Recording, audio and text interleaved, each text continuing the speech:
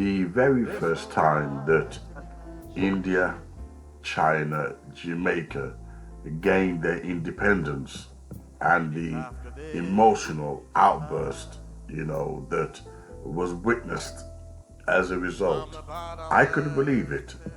I thought that it was a kind of the motherland. It was love. Oh, the children leaving the home for the first time, and you couldn't handle it because you wondered, how am I going to cope, with my child now moving on and seeking to build a life for themselves.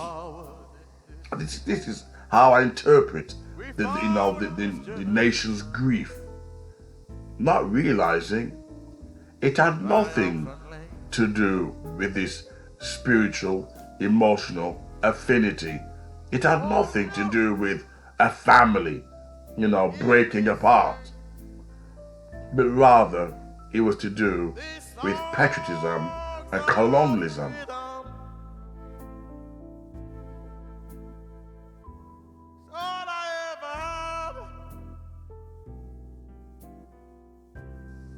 These Brexiters, although at the time they weren't known as Brexiters, these patriots were crying their eyes out when China was getting independence, India getting independence, and Jamaica. They were crying their eyes out.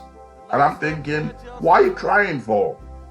And the reason being, they didn't want to let go of the UK sovereignty all over the world.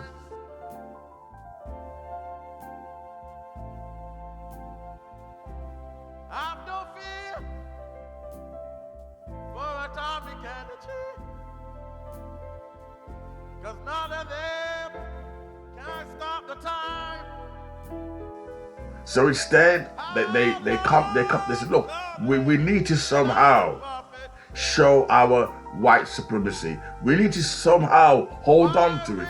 I know what we'll do. We will rechange the name to Commonwealth. Commonwealth. Yeah, with all that, they're taking people from Europe to come to England, not the Commonwealth. If the Commonwealth was so close to England, as they tried to brainwash the natives, you'd have no problem traveling to England because you're traveling from the motherland, from India, from China, from Jamaica, the motherland, But of course, it was a totally different story together.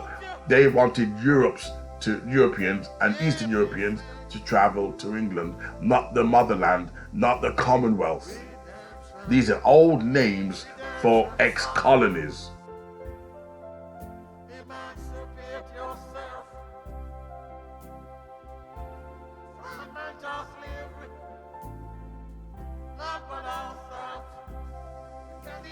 So it's interesting because these Brexiters, they're saying deport.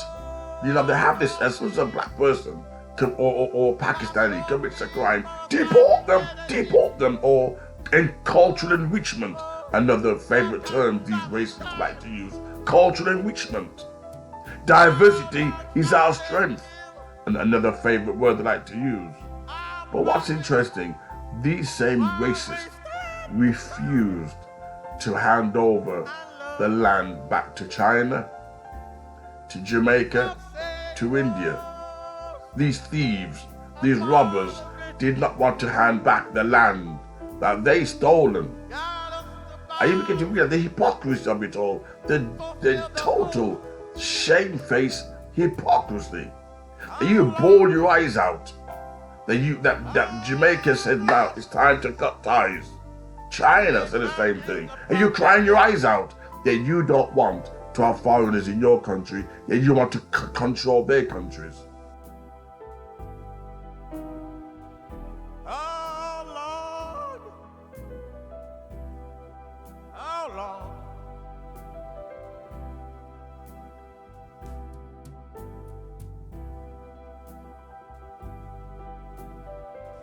Same thing with South Africa, when the blacks, Afrikaners, were taking the land back from the whites. And as a result, white people living in America and England did not like it. in a black-owned country, a black-owned country. Yet they wanted whites to be on top and the blacks at the bottom in their own country. You begin to realize this colorism, even in your own country, they want white people to be at the top and blacks at the bottom in their own country. And you begin to realize the hypocrisy of it all, that they did not want independence for darker nations. They wanted to rule over us indefinitely, while at the same time deporting us from England. It sickens you. It really does. Because the very first time I witnessed it, I thought, I was really young, and I thought to myself, what? What they're crying over? Look at all our, ex-countries we used to own. I don't think they call them colonies. Look at our motherland we owned. Look, we're losing it all. We're losing our identity. We're losing our identity. What is their identity? When British rule the entire world, they even run America. They even owned America. The British, when the sun never sets on the empire, they even owned America. Until America got their independence. I think it was 70 something, America got their independence. Yet Britain, the small island, don't like when you come up to their country, yet they had no problem dominating and controlling their entire waves. They have no problem with it, stealing and looting in the process, raping and pillaging, leaving half-colored, mixed race people all over India.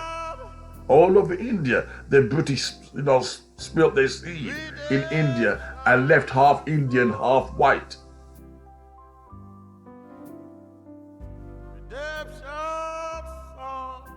Everything they raped and pillaged, messed up the caste system.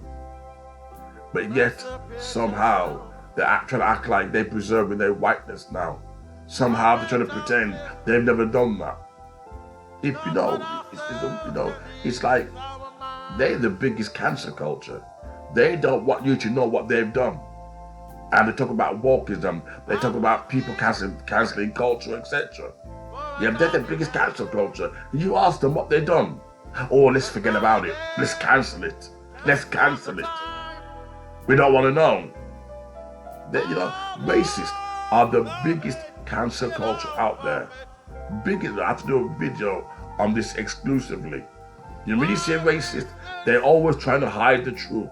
They're the biggest cancel culture. They're the biggest woke out there. They're the biggest snowflake. They don't want to admit the truth. They turn you around and call you a snowflake. They turn you around and call you a cancel culture. While they've been hiding black history. You begin to realize, as the Red Indian says, they speak with folk tongues. But they were happy. I got a sore throat. There's a virus going around. That's why I'm talking to a croak. So while they were crying that Jamaica and India had independence, yet at the same time they want to deport people to Rwanda. You begin to realize, come on, people in glass houses should not throw stones.